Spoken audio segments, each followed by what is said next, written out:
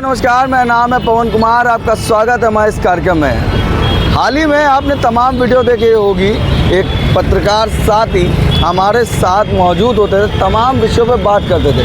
आज भी हम उनसे बात करेंगे। हमारे साथ समीर भाई मौजूद हैं, उनसे मुलाकात करते हैं। सर कैसे हैं? तो बहुत बहुत नमस्कार आपको और आपके सभी दर्शकों को। कैसा लग रहा है चुनाव के बाद? क्या है लखनऊ का माहौल अभी? जी, लखनऊ नहीं, पूरे उत्तर प्रदेश और पूरे देश का मैं आपको माहौल बता दूं।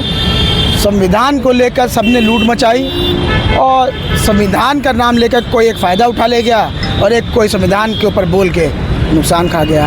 अच्छा, तो आपने देखा होगा, संविधान बचाओ करके समाजवादी पार्टी और कांग्रेस यानी कि इंडिया अलायंस ने खुलकर बोला, उसका कहीं ना कहीं उनको फ़ायदा उत्तर प्रदेश में भी मिला। आपने देखा एक बहुत बड़ा जनादेश मिला समाजवादी पार्टी को उत्तर प्रदेश के अंदर। जो स्वर्गीय नेताजी मुलायम सिंह यादव जो कहे जाते थे, सभी दल के सभी समुदाय के लोगों को अपने सहयोग रखने का काम करते थे, उनके लड़के, उनके पुत्र अखिलेश यादव ने इस चीज़ का फ़ायदा उठाकर देखिए किस तरीके से अपने आप को बढ़त पे पहुंचा दिया। आपने देखा होगा, जहां बहुजन समाज पार्टी, आज मैं देखिए खुल के आपको बता रहा हूँ, जहाँ बहुजन समाज पार्टी को बोलना चाहिए था वहाँ वो बैकफुट पर चली गई। तो कहीं ना कहीं आपने देखा होगा ग्राफ ज़ीरो चला गया है। वोट परसेंटेज क्या था क्या नहीं था मुझे उससे लेना देना नहीं। देखिए, जब आप सही लड़ते हैं तो आप संसद के अंदर कदम रखते हैं। अब परसेंटेज का रेशियो क्या है उस पर ना जाइए। रेशियो हर आदमी बताता है मेरा रेशियो इतना आया, मैं हार गया, जीत नहीं पाया, लेकिन मेरे पास वोट परसेंटेज बहुत ज़्यादा आया। वोट परसेंटेज ज़्यादा आने से क्या फ़ायदा जब आप पार्लियामेंट में बैठ ही नहीं सकते हो, आप उसके उत्तराधिकारी बन ही नहीं सकते हो। तो यही लेकर देखिए, जिस तरीके से बहन जी साइलेंट हो गई, संविधान को लेकर बिल्कुल नहीं बोली, सिर्फ ट्विटर पे एक ट्वीट उन्होंने किया संविधान को लेकर। तो ट्विटर एक गरीब आम जनमानस जो होता है उसको नहीं पता होता ट्विटर अकाउंट क्या होता है। मैं जानता हूँ, आप जानते हैं, ना एक रिक्शे वाला जानता, ना एक लेबर जानता है, और ना रोज़मर्रा का काम करने वाला जो 300-400 रुपये दिहाड़ी कमाता है। मतलब आप कहना चाह रहे थे कि बसपा की जो रैलियों में, जनसभाओं में भीड़ उमड़ती थी, वो आम आदमी होता था बगैर पैसे के। भीड़ से अगर चुनाव जीता जाता तो 2027 में, मतलब जो आप कह रहे थे संविधान की बात, भीड़ आपने बोला, भीड़ सबको बता, अगर भीड़ से चुनाव जीता जाता होता तो 2022 में समाजवादी पार्टी पूर्ण रूप से सरकार बना लेती, नहीं बना पाई ना। तो भीड़ से चुनाव नहीं जीता जाता है, मैं आपको फिर बता दे रहा हूँ। भीड़ थी, मैं कह रहा हूँ, नो डाउट, वो उनके वोटर थे, उनके बीच आए, लेकिन वो कुछ सुनने आए, कुछ नया के बारे में वो सुनने आए, कुछ नया उनको मिलने की आशा थी, लेकिन उनको क्या मिला? सिर्फ बातें मिली, चले गए। जो उनका अधिकार था, जो अधिकार बचाने के लिए बना था संविधान, उसके लिए नहीं बोले। देश के प्रधानमंत्री ने संविधान को लेकर बोला, घाटा हुआ, नुकसान हुआ, लेकिन वही देश के प्रधानमंत्री नरेंद्र मोदी ने कल जब शपथ ग्रहण होने लगा तो आपने देखा होगा किस तरीके से उन्होंने अपने झुक के सभी को संविधान के अंतर्गत आने वाले तरीके हाथ जोड़ के नमन किया। उससे एक दिन पहले जब संसद पहुंचे तो संविधान को उन्होंने उठा के अपने माथे से लगा लिया, क्योंकि उनको एहसास हो गया कि संविधान पर बोलने पर हमारा जो वोट बैंक था दलित समुदाय का, वो नाराज़ होकर चला गया। जो पिछड़ों का वोट बैंक था वो चला गया, क्योंकि संविधान के लिए आदमी वोट क्रॉस कर देता है। इस चीज़ का एहसास देश के प्रधानमंत्री नरेंद्र मोदी को हुआ। उन्होंने इसलिए तुरंत संसद में पहुंचते ही संविधान को उठा के अपने माथे से लगा लिया। यही अगर बहन जी ने काम किया होता, संविधान को लेकर खुल के बोल दिया होता, तो आज बहन जी कहीं नहीं होती, तो कम से कम 20 साल। आपका कहना है बसपा से कोई नहीं संविधान के लिए बोला? बसपा से बहन जी ने नहीं बोला संविधान के लिए। अगर बोलती तो उत्तर प्रदेश में कम से कम 20 सांसद बहुजन समाज पार्टी के होते, मेरा मानना है। सबसे बड़ी बात है सुल्तान भाई, आप नाम सही लेते हो, वरना तमाम चैनलों के लोग हैं बहुजन समाजवादी पार्टी बोल देते। बहुजन समाज पार्टी जो है BSP, मैं आपको बता दूं, ये संविधान बाबा साहब भीमराव अम्बेडकर साहब जिन्होंने संविधान को लाया, ठीक है, उनकी पार्टी थी। जिन्होंने अपने समाज को एक दर्जा दिया, उनकी पार्टी थी। बाबा साहब की तो RPI थी, उसके बाद कांचीराम साहब ने जिस आंदोलन से जिससे जिंदा किया, अम्बेडकर संविधान लाने वाले थे, ठीक है, जिनकी आप बात कर रहे हैं, फॉलो करने वाले। लाने और फॉलो एक ही चीज़ होगी। देखिए, लाएंगे तभी तो आप फॉलो करोगे। वो लाए, उन्होंने फॉलो किया तभी तो लेके आए ना। तो संविधान एक ऐसी चीज़ है, उसको लेके आदमी भड़क जाता है। आप भी जानो, संविधान में अगर काट छाट होगा, संशोधन होगा, कहीं ना कहीं हमारा नुकसान भी होगा, कहीं ना कहीं आपका भी होगा। सिर्फ फ़ायदा किसको होगा? स्वर्ण समाज को होगा, सामान्य समाज को होगा। तो संविधान के लिए हर व्यक्ति सही जगह वोट करेगा। बहुजन समाज पार्टी ने अपना सिर्फ यही नुकसान किया कि संविधान को लेकर खुल के नहीं बोला, इसलिए उनको खामियाजा उठाना पड़ा, शून्य पर हो गया आज पूरे देश में। ठीक है सुल्तान भाई, आपकी ये बात मैं मान रहा हूँ। एक सवाल और लूँगा, दिल्ली में कैसा गठबंधन था भाई कि दिल्ली में तो बसपा लीड नहीं करी थी, तो आम आदमी पार्टी नहीं जीत पाई। उसके बाद आप मध्य प्रदेश चले जाइए, वहाँ पे सीट नहीं निकाल पाई।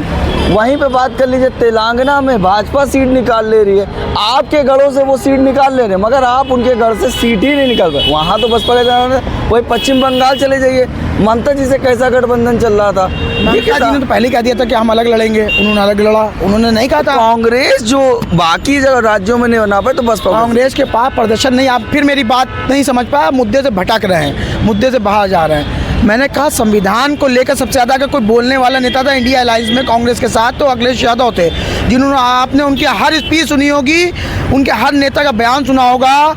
संविधान को भाजपा के बोलने के बाद उनके छोटे से नेता से लेके बड़े नेता, राष्ट्रीय लेवल के नेता, प्रदेश लेवल के नेता, पूर्व मंत्री तक संविधान पर बोले कि मोदी जी प्रमोशन में आरक्षण का बिल किसने फाड़ा था।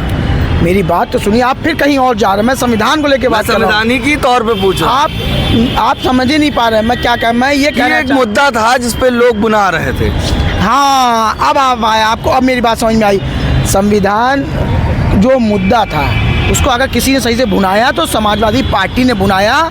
छोटी बड़ी हर सभाओं में समाजवादी पार्टी ने संविधान बचाओ नारा चलाया, जिसमें संविधान बचाने के लिए दलित, पिछड़ा, मुस्लिम एक तरफा उनको वोट दे गया। ये मान लीजिए मेरी बात। सुल्तान भाई जो बात कह रहे हैं वो ये बता रहे हैं कि एक मुद्दा था जिसको हाईलाइट किया गया।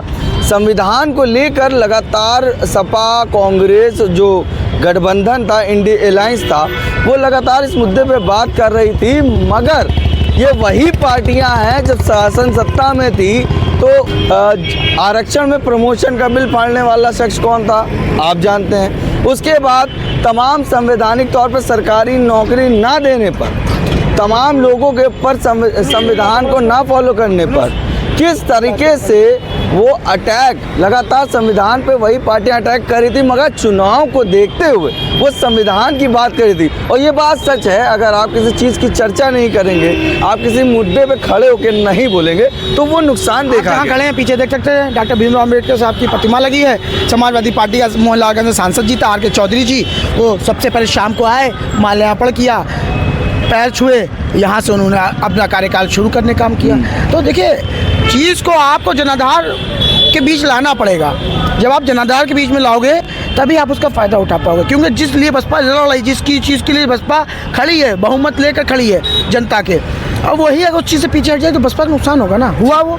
ठीक है, अच्छा एक बात और चल रही चर्चा में, अब चंद्रशेखर आ गए हैं, अब बड़े नेता हो जाएंगे। आकाश जिस तरह से राष्ट्रीय लेवल पर लोगों से अट्रैक्ट कर पाए, मगर जब आकाश आए तो चंद्रशेखर के अंदर दबाव आया। अब आकाश को कैसे नेता देखते हैं? देखिए, आकाश के आने से चंद्रशेखर अपना चुनाव हारने जा रहे थे, लेकिन जिस तरीके से बहन जी ने उनको वापस कर दिया, क्यों किया मुझे नहीं पता, मैं बहुत छोटे स्तर का पत्रकार हूँ, मैं बड़ी बातों में ध्यान नहीं देता हूँ, लेकिन उनको बैक करना कहीं ना कहीं चंद्रशेखर को आगे बढ़ाना हो गया। आज देखिए लोकसभा का सदस्य हो गया, अपने दम पर उसने संविधान की बात करके अपने आप को एक सदस्य बना लिया है, MP हो गया है, मेंबर ऑफ पार्लियामेंट हो गया है वो। तो कहीं ना कहीं देखिए, आकाश आनंद को अगर अभी से लॉन्च किया जाएगा तो युवाओं में एक नया जोश आएगा। 2027 का चुनाव आ रहा है, आकाश आनंद के साथ मुस्लिम समाज का युवा नेता, दलित समाज का युवा नेता, पिछड़ों का नेता, जो कहीं ना कहीं शोषित हो चुका है। मैं 3 पर्सनैलिटी के हिसाब से आपसे इसमें जवाब चाहूँगा। एक सुल्तान आम इंसान की तरह कैसे आकाश को देखता है? देखिए, सुल्तान एक आम जनमानस के हिसाब से अगर आपको बता दें तो देखिए, अखिलेश यादव को कई बार देखा गया है, 12 के बाद से लगातार देखा जा रहा है, फ्रंट पे देखा जा रहा है, तो वो चेहरा सब जानना है। आकाश आनंद का आना जो तरीका था वो एक धमाकेदार एंट्री थी, सुपरहिट फिल्म जिसको बोल दीजिए, लगातार वीडियो चल रहे हैं, वो जिस सबसे ट्रेंड कर रहा था। आप ट्विटर पर ट्रेंड चेक कर लीजिए तो आकाश आनंद बसपा का बहुत बढ़िया लीडर माना जा रहा था, ठीक है। तो जिस तरीके से इसको उतारा था, अगर इसको उतार देते कहीं ना कहीं फ़ायदा था बसपा का। मैं ये फिर कहूँगा आपके चैनल के माध्यम से बहन जी को इसको विचार विमर्श करना चाहिए, आकाश आनंद को धरातल पर लाना चाहिए, और उत्तर प्रदेश में उसको अखिलेश यादव के खिलाफ खड़ा करके चुनाव में मजबूती से उतारना चाहिए। ये आम इंसान की बात जी। आकाश आनंद को एज अ पत्रकार जिस तरह से इंटरव्यूज़ हुए, लोगों के सवालों के जवाब दिए, तो एक पत्रकार कैसे दिखता, आकाश आनंद कितना दिखता? देखिए, वो फायर ब्रांड नेता के रूप में उभर रहा था, हर बात पर जवाब दे रहा था। वो ये नहीं देखता था कि सत्ता पक्ष की पार्टी क्या कर सकती है या विपक्ष में क्या था दम, तो ये नहीं देखता है। वो अपनी बात को बिल्कुल धरातल पर रखता है, अपने दम खम के साथ रखता था। अगर पत्रकार उससे कोई क्वेश्चन करते थे तो उस क्वेश्चन का जवाब वो देता था, ना कि पत्रकारों से अप्रदता करता था। जैसे अखिलेश यादव जैसे भी 37 सांसद जीत के आए हैं, देखिए उनका वीडियो वायरल हुआ, उसमें पत्रकारों से कह रहे हैं ए तुम्हारा इलाज करना पड़ेगा क्या। तो ये देखिए, ये बौखलाहट हो जाती है। अब जैसे जिस दिन यहाँ लखनऊ राजधानी में अखिलेश यादव ने अपने सभी सांसदों को बुलाया, मीडिया के साथ वहाँ बाहर गेट पर बदतमीज़ी भी हुई, तो आकाश आनंद के आने से जो नाराज़ लोग थे वो उसकी तरफ बढ़ रहे थे। और आकाश आनंद खुल के बैटिंग कर रहा था, और अगर उसको अभी बैटिंग कराएंगे, मैं ये नहीं कहता हूँ सत्ता 2027 में बसपा के पास जाएगी, लेकिन मैं ये कहता हूँ कि अगर उसको लाएंगे तो कहीं ना कहीं बेहतर परिणाम हो सकते हैं, कुछ नहीं कह सकते, मजबूत परिणाम आएंगे। जो बसपा माइनस होती जा रही है, कहीं ना कहीं प्लस में जाएंगे उसके आने की बात। ठीक है। आकाश, जिस तरह से इस बात पर एक पत्रकार ने कहा कि आकाश जैसे रिप्रेजेंट कर रहे थे अपने आप को, तो एक बहुजन मतलब एक नॉलेजेबल पर्सन, सेंसिबिलिटी दिख रही थी, हिंदी हो चाहे इंग्लिश हो, इंटरव्यू वो बखूबी दे रहे थे। तो उससे क्या एक अच्छा एक जो लैंग्वेज था, जो बात करने का तरीका था, वो बहुत ही अच्छा अंदाज़े बयां था, और सेंसिबिलिटी से बात करना। एक और सवाल मैंने कहा था 3 तरीक़ों से, क्या मुस्लिम समाज को आकाश आनंद के अंदर अपने न्याय दिलाने? मुस्लिम समाज जुड़ रहा था। मैं फिर बता दूं, मैं भी एक मुस्लिम समुदाय से आता हूं। जिस तरीके से बहन जी ने अभी बयान दिया है, मैं ये कहना चाहता मगर मैंने नहीं कहा। मैं अपने मुझ कह रहा हूं, तो उसमें कहीं ना कहीं मुझको मेरे अंदर भी आक्रोश है। आप किसी वोटर को बंधुआ नहीं समझ सकते हो। आपके प्रत्याशी के अंदर क्या टैलेंट था, ये उसकी जिम्मेदारी थी। आपने टिकट उसको दिया था, ये उसको देखना चाहिए था हमसे वोटर क्यों कट रहा है, कहाँ हमारी गलती थी। उसका फ़ायदा उठाया, समाजवादी पार्टी वोट ले गई, जबकि समाजवादी पार्टी से नाराज़ था मुस्लिम, लेकिन उसने वोट भर भर के दिया। कांग्रेस पता है, आप पश्चिम चले आइए, देखिए हसन को भर भर के वोट मिला, गुज्जर महिला थी। आप जाके देखिए क्या नाम है, इमरान मसूद को एक तरफा जीत के आया, आकाश मलिक को देख लीजिए, जाट है, जीत के आया। तो कहीं ना कहीं देखिए, मुस्लिम के ऊपर बार बार बहन जी का गलत बयान आना बसपा को नुकसान करे। जिस तरीके से आकाश आनंद ने मुस्लिम समाज को संजोया था, उसको संजोने के बाद बसपा के ही सुप्रीमो के द्वारा बयान करने से वो कहीं ना कहीं बिखर जा रहा है। तो उनको अगर जोड़ना है तो सबको लेकर चलना पड़ेगा। हर समाज का उनके पास, देखिए कौन समाज का नेता नहीं है, सब हैं, लेकिन किस तरीके से किससे काम ना लेकर ऊट पटाख बयान कहीं ना कहीं बसपा को नुकसान कर रहे हैं। मैं फिर बताऊंगा, अपने बयानों को कंट्रोल करके आकाश आनंद को फील्ड पर लाए, आकाश आनंद को मौका दे।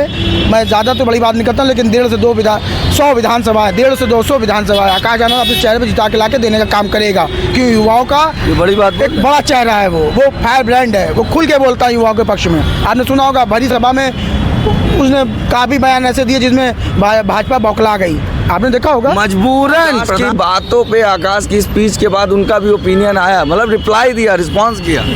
हाँ, मैं वही बताना चाह रहा हूँ। देखिए, राष्ट्रीय लेवल की पार्टी बहुजन समाज पार्टी, और उसमें अगर सुप्रीमो जी इस तरीके के शब्दों का प्रयोग करेंगे एक समुदाय के लिए, तो कहाँ वोट मिलेगा। भाजपा देखिए ना, उसी समुदाय के खिलाफ बोलती है, उसको कहीं वोट मिलता है, वोट नहीं मिलता है, लाख कुछ कर। आकाश धरातल पे लोगों से जुड़ रहे थे, जो सुल्तान भाई कहते हैं। ये एक सुल्तान भाई की बात नहीं है, एक पत्रकार की बात नहीं, एक आम जनमानस की तरह इन्होंने एक बात बताई और कहा कि जिस तरह से बसपा के 7 लोग धरातल पे जुड़े हुए हैं, वहीं धरातल पर काम करना पड़ेगा।